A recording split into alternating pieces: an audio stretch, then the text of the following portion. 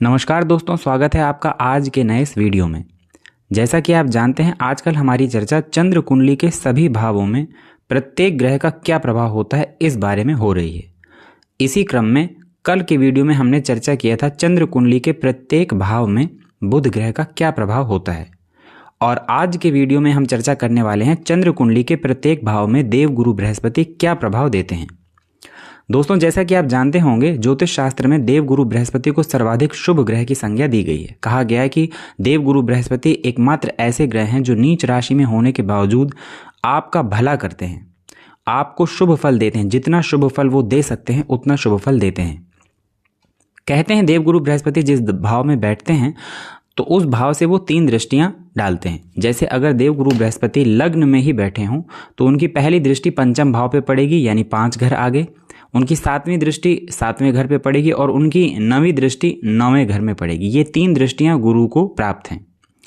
कहते हैं देवगुरु बृहस्पति जिस भाव में बैठे हों उस भाव से पंचम भाव, सप्तम भाव और 9वें भाव में शुभ फल प्रदान करते हैं, यानी अपनी दृष्टि डाल के उस भावों में अमृत घोल देते हैं, यानी बेहद शुभ फल देते हैं।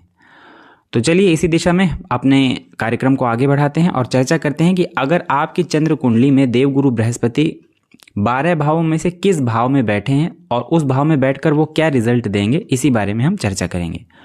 चलिए देरी न करते हुए शुरू करते हैं और सबसे पहले बात करेंगे लग्न की।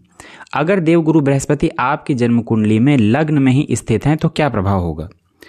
अगर लग्न में ही गुरु हो चंद्र कुंडली में तो ऐसे व्यक्ति को कहा गया कि ऐसा व्यक्ति दीर्घायु होता है, यानी उसकी उम्र जो है वो लंबी होती है। ऐसा व्यक्ति स्वस्थ रहता है, ऐसा व्यक्ति वीर होता है, साहसी होता है, और ऐसे व्यक्ति को कहा गया कि ऐसा व्यक्ति बहुत धनाढ्य होता है, ऐसा व्यक्ति बहुत धनवान होता है।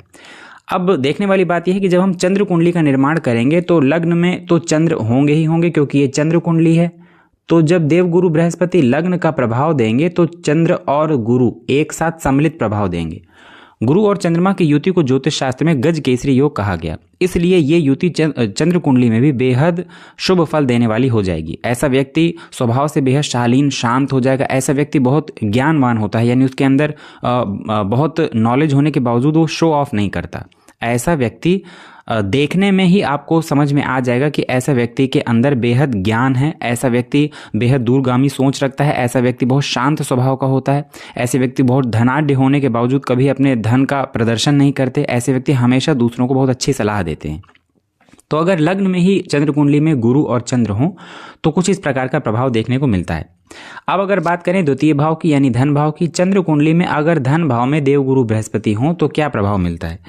तो अगर धन भाव में गुरु हों तो ऐसे व्यक्ति को कहा गया कि ऐसा व्यक्ति राजाओं द्वारा मान्य होता है, यानी ऐसा व्यक्ति बेहद प्रतिष्ठित होता है, समाज में मान प्रतिष्ठा पाता है।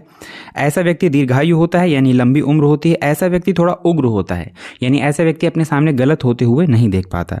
ऐसे व्यक्ति को महाप्रतापी कहा गया, यानी ऐसे व्यक्ति की जान पहचान, ऐसे व्यक्ति बहुत ख्याति प्राप्त होता है। समाज में ऐसे लोगों की बहुत अच्छी पैठ होती है, बहुत अच्छा सम्मान मिलता है।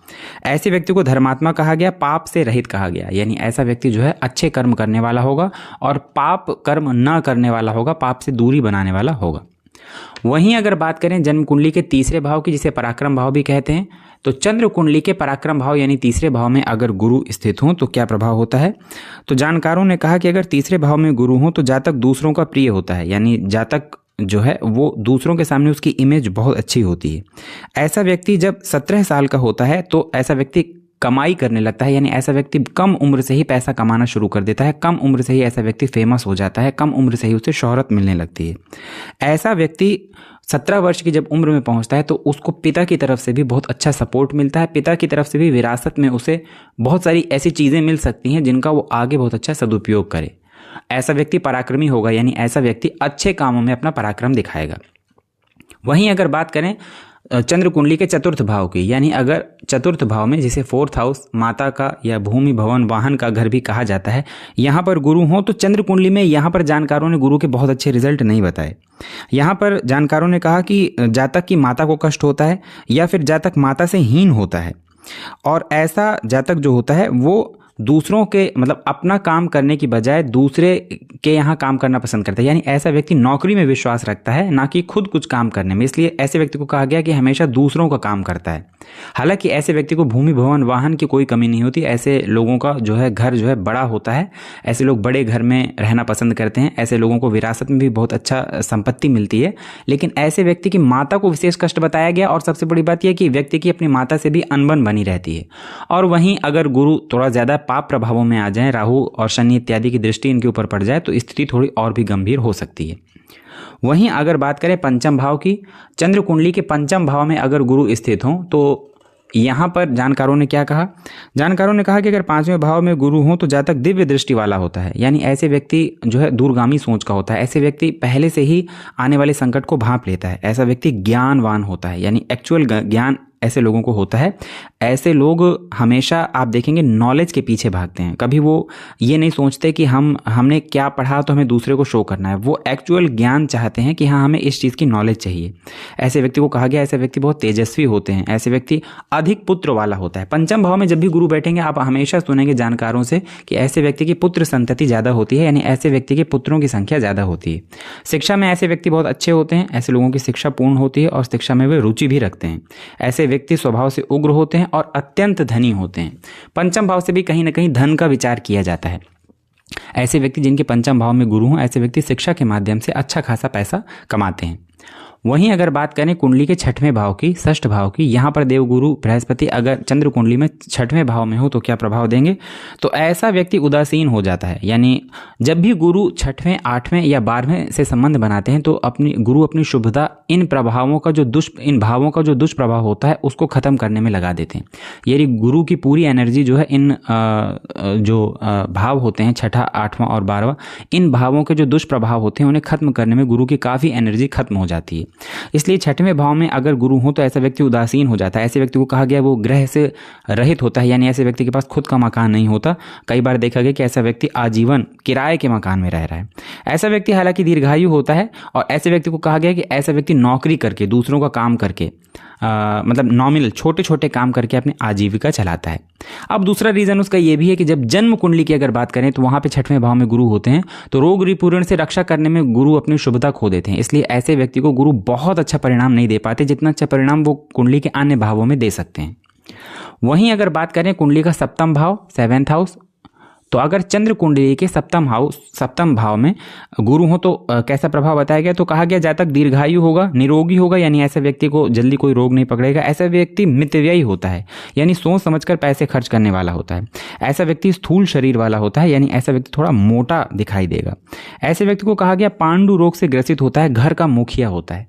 ऐसा व्यक्ति जिनके सप्तम भाव में गुरु हो तो आप देखेंगे कि वो अपने घर में अगर बड़े भी नहीं हैं तब भी वो अपने घर को लीड करते हैं, यानी एक तरह से उनके घर में इमेज मुखिया जैसे हो जाती है, यानी घर में सभी लोग उनकी बात सुनना पसंद करते हैं। अब इसका एक सीधा सा कारण यह भी हो सकता है कि चाहे चंद्र कुंडली हो या लग्न कुंडली, सप्तम भाव में जब भी गुरु बैठेंगे तो सप्तम भाव से वो अपना इफेक्ट जो है लग्न में भी डालेंगे। और जब भी गुरु अपना संबंध लग्न से बनाते हैं, ऐसे व्यक्ति का व्यक्तित्व तो इतना निखर के सामने आता है कि उसके घर वाले ही क्या, बाहर भी अगर कोई व्यक्ति है तो ऐसे लोगों की बात सुनना पसंद करते हैं। वहीं अगर जन्म कुंडली के अष्टम भाव की बात करें, 8th हाउस, माफ करिएगा, चंद्र कुंडली के अष्टम भाव की बात करें तो चंद्र कुंडली के अष्टम भाव में अगर गुरु हो तो यहाँ पे उनका बहुत अच्छा रिजल्ट नहीं बताया गया। ऐसे लोगों को कहा गया कि जातक रोगी होता है, जातक को पेट से रिलेटेड प्रॉब्लम लगी रहती हैं। ऐसा व्यक्ति विचारवान होता है, यानी चीज़ों को सोच समझ के करने वाला होता है, बहुत ज़्यादा विचार करने के बाद करने वाला होता है। ऐसे व्यक्ति को कहा गया पिता के होते हुए भी क्लेश पाने वाला, यानी ऐसे व्यक्ति को उसके पिता से बहुत अच्छा सपोर्ट नहीं मिल पाता। और कहा गया कि ऐसा व्यक्ति स्वप्न में भी सुखी ना रहे।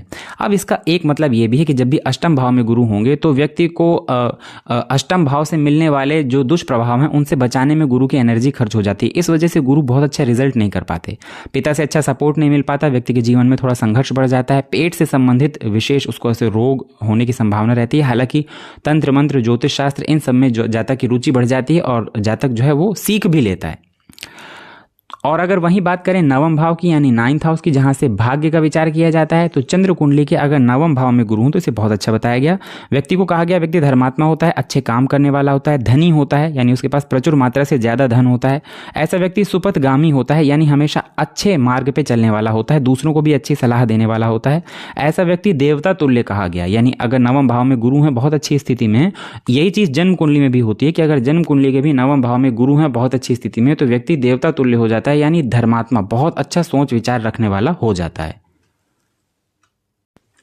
अब वहीं अगर बात करें दशम भाव की, तो चंद्र कुंडली के अगर दशम भाव में गुरु हो तो क्या रिजल्ट मिलता है।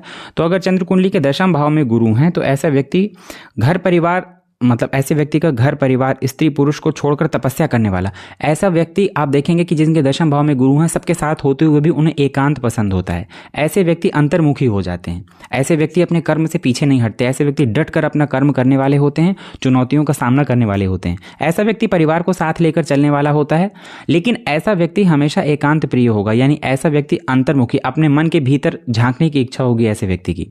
उसका यह मन नहीं करेगा कि वो बाहर घूमने फिरने जाए या फिर वो ऐशो आराम से अपना जीवन बिताए। वो अपना जीवन हमेशा ऐसे बिताना चाहता है जैसे एक धर्मात्मा होता है, जैसे एक ऐसा इंसान होता है जिसे आत्मिक शांति की तलाश होती है।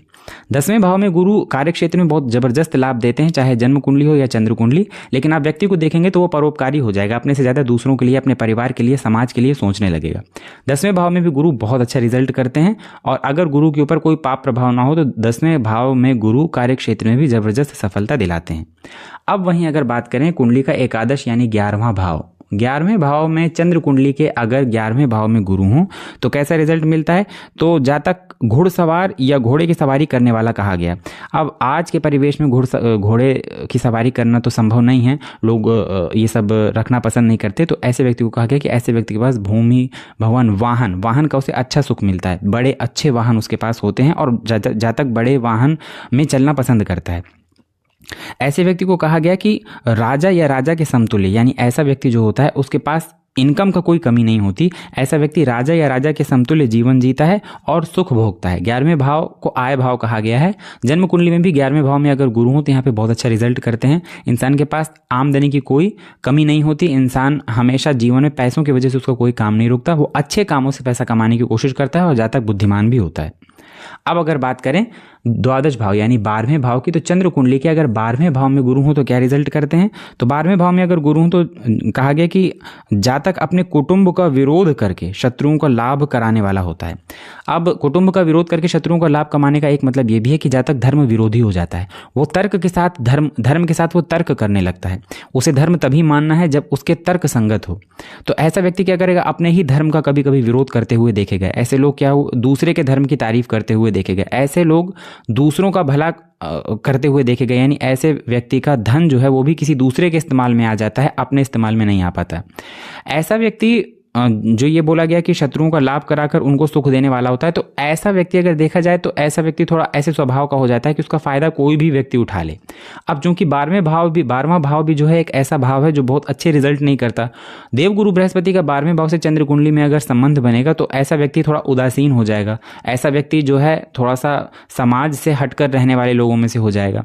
तो सीधी सी बात है कि ऐसा कोई व्यक्ति जो अपनी सोच समझ को यूज में नहीं ला रहा, यानी वो अपने द्वारा किए गए विचारों को अपने कार्य क्षेत्र में लगा नहीं पा रहा है, तो ऐसे व्यक्ति के साथ क्या होगा कि ऐसे व्यक्ति का इस्तेमाल दूसरे लोग करने लगेंगे और कर भी ले जाएंगे।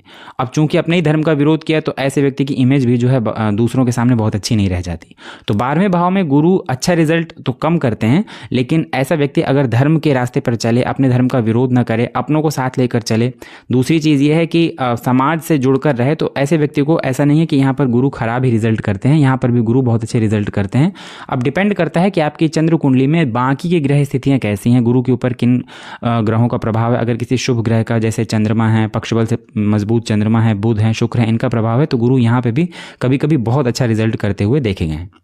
तो इस तरह से आज हम लोगों ने जाना कि चंद्र कुंडली के प्रत्येक 12 भावों में देवगुरु अपना किस तरह का प्रभाव देते हैं। हमारे जानकारों ने क्या कहा कि किस प्रकार का गुरु जो है प्रभाव देते हैं। आप भी अपनी जन्म कुंडली खोलिए और उसमें अपने जन्म चक्र को नहीं, चंद्र कुंडली को खोलकर देखिए कि गुरु जो है किस भाव का प्रभाव दे रहे हैं। और कमेंट सेक्शन में कमेंट करना मत भूलिएगा कि आपकी चंद्र कुंडली में गुरु किस भाव में बैठे हैं और क्या आपको भी बताए गए जो प्रभाव हैं उनसे मिलता जुलता आपका भी प्रभाव है या नहीं। ये कमेंट सेक्शन में कमेंट करके ज़रूर बताइएगा। धन्यवाद।